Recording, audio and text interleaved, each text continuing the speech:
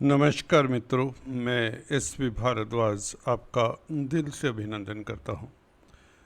ज्योतिषी चर्चा में आज हम मकर राशि और मकर लगन की चर्चा करेंगे।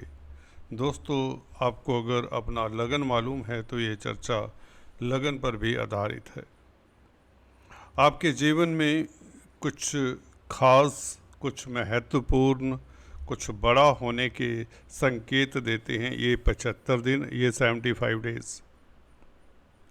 ये 75 दिन बहुत खास रहने वाले हैं, इसके ऊपर टिप्पणी करने जा रहे हैं। और ये 75 दिन कब से कब तक बनते हैं उसकी बात भी करते हैं।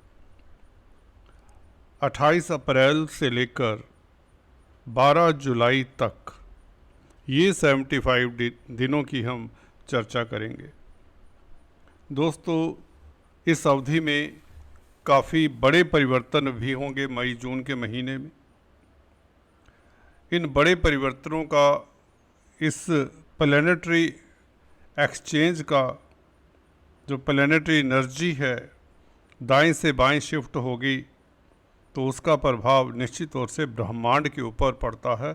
आपकी राशि के ऊपर भी ये इफ़ेक्ट पड़ेगा। जहाँ पर गुरु अतिचारी हो जाएंगी इस अगले महीने में, मई के 15 मई से गुरु अतिचारी होंगे और साथ ही राशि परिवर्तन भी करेंगे 15 मई से। अभी दोस्तों वृषभ राशि में गुरु गोचर कर रहे हैं, तो यह आपके छठे भाव में मिथुन राशि में गोचर करेंगे। बहुत बड़ा परिवर्तन है आपके लिए। इसका किस तरह का प्रभाव होगा ये जानेंगे। और राहु केतु साथ में बहुत महत्वपूर्ण और बड़ा परिवर्तन कहें, क्योंकि 18 सालों बाद एक कुंभ राशि में प्रवेश करने जा रहे हैं राहु।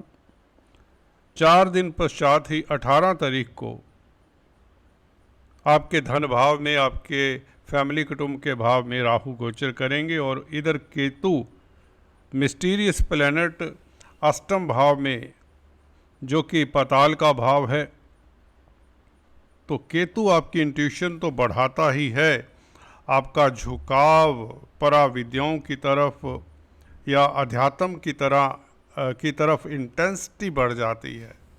और भी बहुत कुछ ये केतु दे सकता है, बल्कि देगा, इसकी चर्चा करेंगे। अष्टम भाव लिगेसी इत्यादि का भी होता है, उसके ऊपर भी टिप्पणी करेंगे। शनि सबसे पहले इस अवधि में, इन 75 दिनों में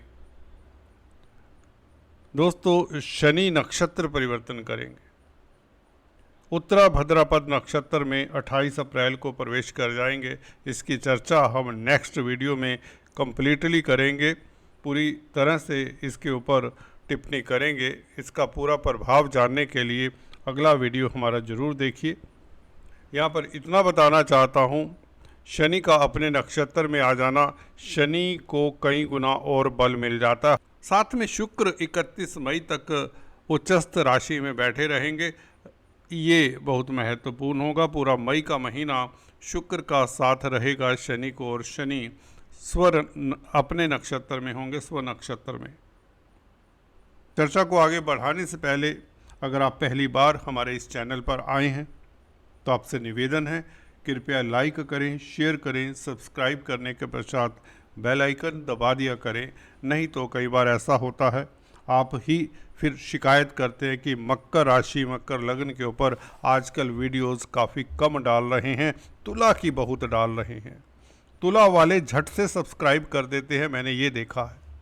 आप भी ऐसा करें, सब्सक्राइब करने के पश्चात बेल आइकन दबाएं। एनीवेज, अगर आपको ये वीडियो पसंद आती तो अंत में लाइक करें और शेयर ज़रूर किया करें मित्रों के साथ, ताकि ज्योतिष का जो सही स्वरूप है वह हमारे देश में, विदेश में सही व्यक्तियों के हाथ में पहुँचे और वैदिक ज्योतिष को आगे बढ़ाने का, पराशर ऋषि ने जो हमें ये धरोहर दी है, इसका सही तरीके से आगे बढ़ाना हमारा एक कर्तव्य हो जाता है। इसमें आपका योगदान काफ़ी सराहनीय रहेगा। बात करते हैं दोस्तों आपके गोचर फल की।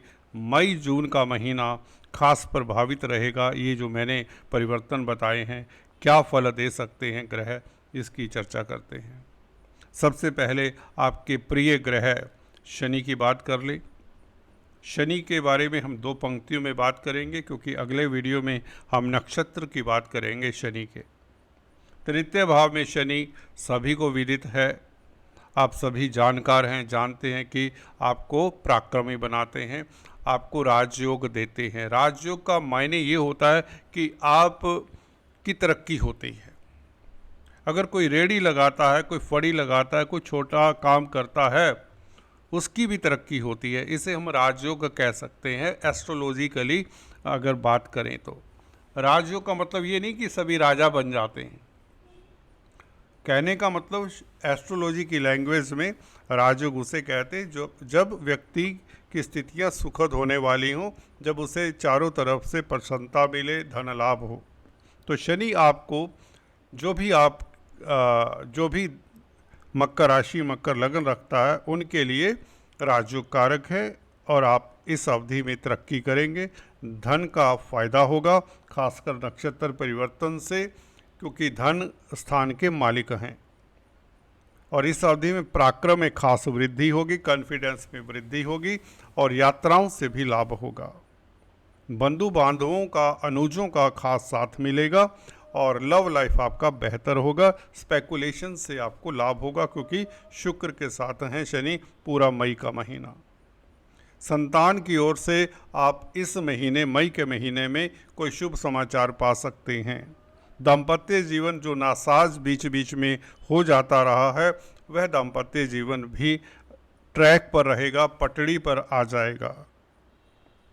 अगर आप भौतिक पदार्थों में डील करते हैं, सौंदर्य प्रसाधन, कॉस्मेटिक्स, रेडीमेड गारमेंट्स, लग्जरी की आइटम्स में डील करते हैं, तो ये समय आपके लिए बहुत बेहतर है, खासकर पूरा मई का महीना, क्योंकि मई के महीने में शुक्र उच्च के रहेंगे और 31 मई को मेष राशि में आ जाएंगे। तो इसका प्रभाव जो अब उच्च के शुक्र का है वैसा तो नहीं रहेगा, फिर भी केंद्र में शुक्र यहाँ पर मेष राशि में भी दिग्बली होते हैं।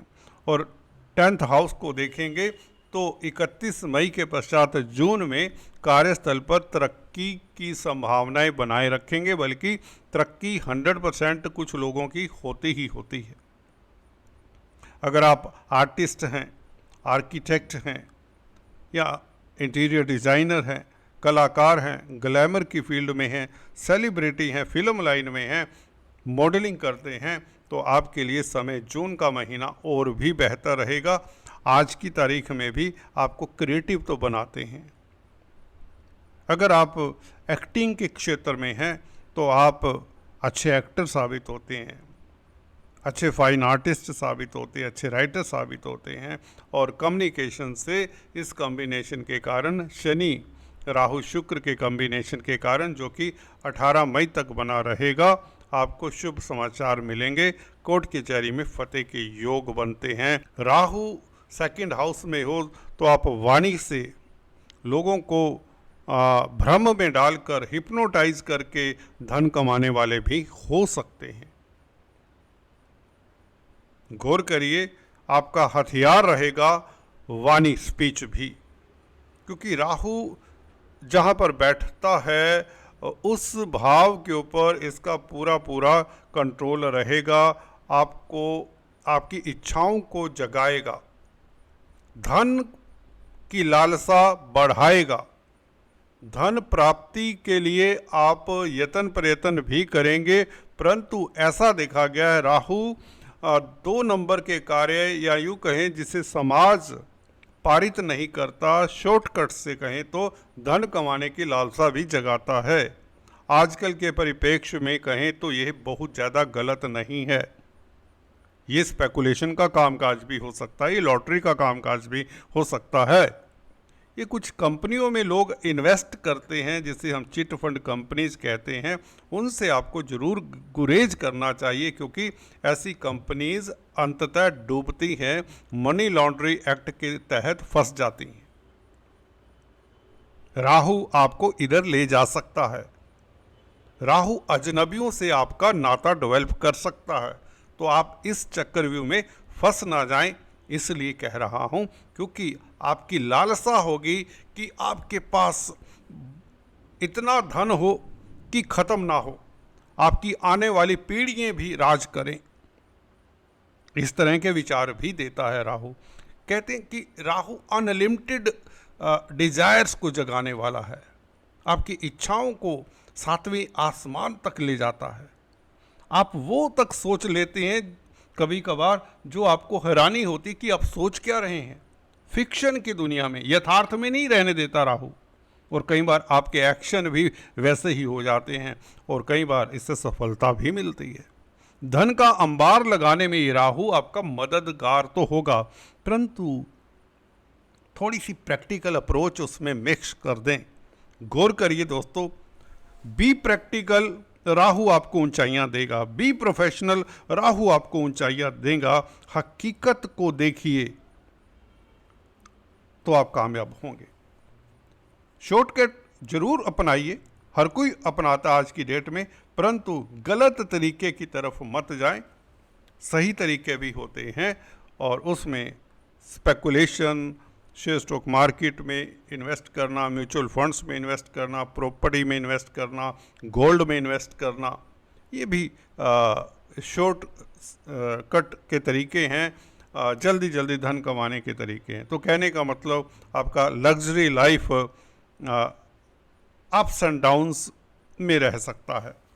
हालांकि शनि अपने नक्षत्र में प्रवेश कर रहे हैं, इसलिए 12 जुलाई तक, जब तक शनि मार्गी हैं, आपको लॉस तो नहीं होने देंगे, क्योंकि शनि की राशि में है और शनि अपने नक्षत्र में है, उत्तरा भाद्रपद नक्षत्र में 28 जुलाई से। तो राहु लॉसेस की संभावनाएं कम हो जाती। चलिए अभी बात करते हैं केतु की अष्टम भाव में। जैसे कि शुरुआत में बताया, केतु मिस्टीरियस प्लैनेट हैं, इंट्यूशन पावर बढ़ाता है, पराविद्याओं से आपको लाभ हो सकता है।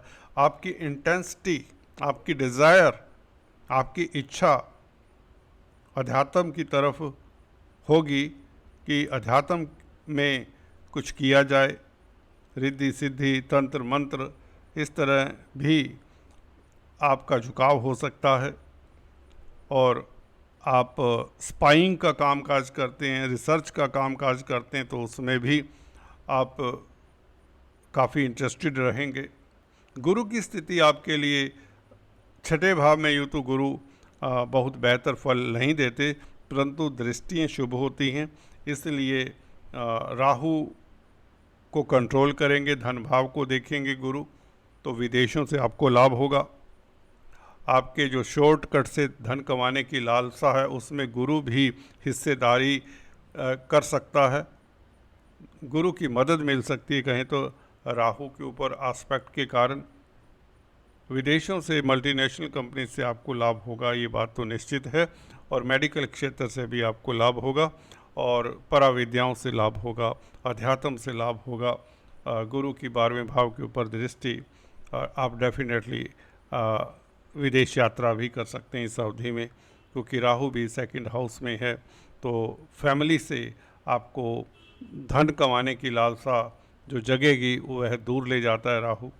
वायु तत्व की राशि में है राहु और गुरु 12वें भाव को देखते हैं, गुरु धन भाव को भी देखते हैं। तो धन के लिए, कैरियर के लिए, व्यापार के लिए आप घर से दूर ट्रैवल करेंगे, यात्रा करेंगे, ये ऑलमोस्ट सर्टेन है। और गुरु की दृष्टि दशम भाव के ऊपर, यह आपकी प्रमोशन के योग बनाता है, यह आपके कार्यस्थल को स्मूथ करता है, गुरु का ये प्रभाव। जी हाँ दोस्तों, तुला राशि के ऊपर पंचम दृष्टि गुरु की बहुत शुभ रहेगी, आपकी इज्जत मान बढ़ेगी, आपका सोसाइटी में कद बढ़ेगा, क्योंकि 7.5 से फ्री हो चुके हैं, तो ये तो होना ही था। जी हाँ दोस्तों, मैं कितनी सुगमता से ये बता रहा हूँ आपको, ये तो होना ही था कि आपका सम्मान बढ़ेगा, क्योंकि जो सम्मान आपको नहीं मिला, जिसके आप हकदार हैं, वह सम्मान आपको मिलेगा, इज्जत मान मिलेगा। कुल मिलाकर आपकी जय होगी, कोर्ट कचहरी में फतेह, बैंकों से ऋण दिलवाता है ये गुरु छठे भाव में, और आपका स्वास्थ्य उत्तम रहता है। फिर भी सुस्ती को आपको त्यागना होगा। याद रखिए, छठे भाव में गुरु, आपका जो फैट है वो बढ़ सकता है, आप मोटापे की ओर अग्रसर हो सकते हैं। दोस्तों आज इतना ही। Please to subscribe, like and share. Thanks for watching this video. God bless you.